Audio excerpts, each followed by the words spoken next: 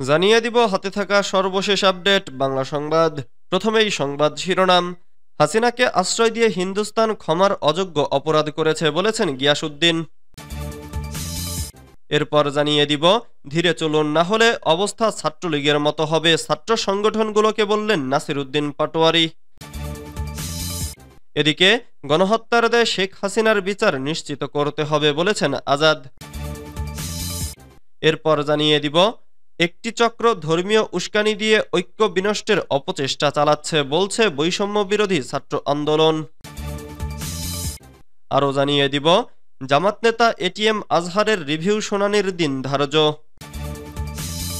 সর্বশেষ জানিয়ে দিব বাংলাদেশ ভারত সীমান্ত নিয়ে দিল্লির বৈঠকে নতুন সিদ্ধান্ত। এতক্ষণ শুনছিলেন সংবাদ শিরোনাম, এবারে বিস্তারিত।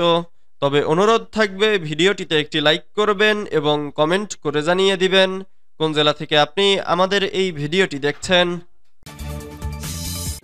হাসিনাকে আশ্রয় দিয়ে হিন্দুস্তান ক্ষমার অযোগ্য অপরাধ করেছে বলেছেন গিয়াসউদ্দিন। বিএনপির কেন্দ্রীয় ভাইস চেয়ারম্যান গিয়াসউদ্দিন কাদের চৌধুরী বলেছেন, দেশবাসীকে আরও আন্দোলনের জন্য প্রস্তুত থাকতে হবে। আন্দোলন শেষ হয়ে যায়নি, এখনও সীমান্তের ওপার থেকে ষড়যন্ত্র করেই চলেছে। শেখ হাসিনাকে আশ্রয় দিয়ে হিন্দুস্তান যে অপরাধ করেছে তা ক্ষমার অযোগ্য। শনিবার ২২শে ফেব্রুয়ারি নরসিংদী শহরের কাউরিয়াপাড়া ঈদগাহ মাঠে জেলা বিএনপি আয়োজিত এক সমাবেশে প্রধান অতিথির বক্তব্যে তিনি এসব কথা বলেন। গিয়াসউদ্দিন কাদের চৌধুরী বলেন, জিয়াউর রহমান এদেশে বাংলাদেশি জাতীয়তাবাদ, ইসলামী মূল্যবোধ এবং সাম্য প্রতিষ্ঠা করেছে। তারই সুযোগ্য সন্তান তারেক রহমানের নেতৃত্বে ফ্যাসিবাদ শেখ হাসিনার বিরুদ্ধে এদেশের ছাত্র জনতা বৈষম্য বিরোধী আন্দোলনের মাধ্যমে শেখ হাসিনাকে এদেশ থেকে পালিয়ে যেতে বাধ্য করেছে। তিনি আরও বলেন, এদেশের স্বাধীনতা ও সার্বভৌমত্ব যদি রক্ষা করতে হয়, বাংলাদেশি জাতীয়তাবাদী ভিত্তিতে রক্ষা করতে হবে। আমাদের স্বাধীনতা সার্বভৌমত্ব যে কোনো কিছুর বিনিময়ে আমাদের রক্ষা করতে হবে। সেজন্য জাতীয়তাবাদী সৈনিকদের ঐক্যের প্রয়োজন। আমাদের মধ্যে প্রতিযোগিতা থাকবে, প্রতিহিংসা নয়। ধীরে চলুন, না হলে অবস্থা ছাত্রলীগের মতো হবে, ছাত্র সংগঠনগুলোকে বললেন নাসির উদ্দিন পাটোয়ারি।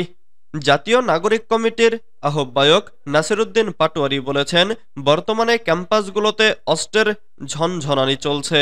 আমরা ছাত্র সংগঠনগুলোকে বলবো, ধীরে চলুন, না হলে আপনাদের অবস্থা ছাত্রলীগের মতো হবে। শনিবার রাজধানীর চীনমৈত্রী সম্মেলন কেন্দ্রে সাবেক সামরিক কর্মকর্তাদের সঙ্গে জাতীয় নাগরিক কমিটির মতবিনিময় সভা অনুষ্ঠিত হয়। সেখানে তিনি এসব কথা বলেন। নাসির উদ্দিন পাটোয়ারি বলেন, যারা আওয়ামী লীগের সঙ্গে ছিল, খুনিদের সহযোগী ছিল, তাদের বিচারের মুখোমুখি করতে হবে। যাদের বিরুদ্ধে অভিযোগ নেই তাদের একটি নিয়মের মধ্য দিয়ে আসতে হবে। তারা যদি ক্ষমা না চায় তাহলে বাংলাদেশে তাদের কোনো জায়গা হবে না। আগামী নির্বাচনের ব্যালট পেপার সামনে রেখে ঐক্যবদ্ধ হতে হবে এবং লড়াই করতে হবে। গণহত্যার দায়ে শেখ হাসিনার বিচার নিশ্চিত করতে হবে বলেছেন আজাদ। বাংলাদেশ জামাতে ইসলামীর কেন্দ্রীয় সহকারী secretary general AHM Hamidur Rahman Azad বলেছেন, যে উদ্দেশ্যে এদেশ স্বাধীন হয়েছিল সে উদ্দেশ্য সফল হয়নি। দেশে সুশাসন, ন্যায় বিচার প্রতিষ্ঠা না হওয়ায় ৫ বার বাংলাদেশ দুর্নীতিতে চ্যাম্পিয়ন হয়েছে। শেখ হাসিনা আন্তর্জাতিকভাবে গণহত্যার দায়ে অভিযুক্ত হয়েছে। গণহত্যার দায়ে শেখ হাসিনার বিচার নিশ্চিত করতে হবে, ফ্যাসিস্টদের দোসরদের বিচার করতে হবে। তিনি বলেন, বাংলাদেশকে গড়তে হলে আমাদেরকে ঐক্যবদ্ধভাবে কাজ করতে হবে। বর্তমান সরকার যদি গণতান্ত্রিক শাসন ব্যবস্থার দিকে ফিরিয়ে নিতে চান, তাহলে বিগত ফ্যাসিবাদী সরকার যে দেশকে অচলাবস্থা করেছিল সেটার প্রয়োজনীয় সংস্কার দরকার। সংস্কার ছাড়া নির্বাচন দিলে আবারও ফ্যাসিবাদ ফিরে আসবে। হামিদুর রহমান আরও বলেন, বিগত ৫৩ বছর বাংলাদেশের মানুষ দুর্নীতি ও দুঃশাসনের কবলে পড়েছে, বৈষম্যের শিকার হয়েছে। এজন্যই জুলাই আগস্টে ছাত্র জনতার বিপ্লব ঘটেছে। বুলেটের সামনে দেশের দামাল ছেলেরা বুক পেতে রক্ত দিয়েছে, হাজার হাজার লাশ পড়েছে ও ৩০,০০০-এর বেশি ছাত্র জনতা আহত হয়েছে। একটি চক্র ধর্মীয় উস্কানি দিয়ে ঐক্য বিনষ্টের অপচেষ্টা চালাচ্ছে বলছে বৈষম্য বিরোধী ছাত্র আন্দোলন। সাম্প্রতিক সময়ে একটি বিশেষ চক্র ইচ্ছাকৃত ধর্মীয় উস্কানি দিয়ে ঐক্য ও শান্তিপূর্ণ সহাবস্থানকে বিনষ্ট করার অপচেষ্টা চালাচ্ছে বলে জানিয়েছে বৈষম্য বিরোধী ছাত্র আন্দোলন। রোববার 23 ফেব্রুয়ারি ভোররাতে বৈষম্য বিরোধী ছাত্র আন্দোলনের কমিউনিটি অ্যাফেয়ার্স সেলের সম্পাদক রফিকুল ইসলাম এক বিবৃতিতে এ দাবি করেছেন। বিবৃতিতে বলা হয়, বাংলাদেশ দীর্ঘকাল ধরে সাম্প্রদায়িক সম্প্রীতির এক উজ্জ্বল দৃষ্টান্ত হয়ে রয়েছে। আমাদের সংস্কৃতি, ঐতিহ্য ও মূল্যবোধ সব ধর্মের মানুষের পারস্পরিক শ্রদ্ধাবোধ ও সহাবস্থানের ভিত্তিতে গড়ে উঠেছে। সেই সৌহার্দ্যপূর্ণ পরিবেশ আমাদের ঐতিহ্যের অংশ, যা জাতিগত ঐক্য ও শান্তির মূল ভিত্তি।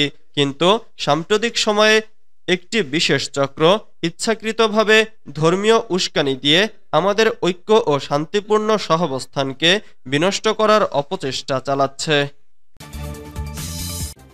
জামাত নেতা এটিএম আজহারের রিভিউ শুনানির দিন ধার্য।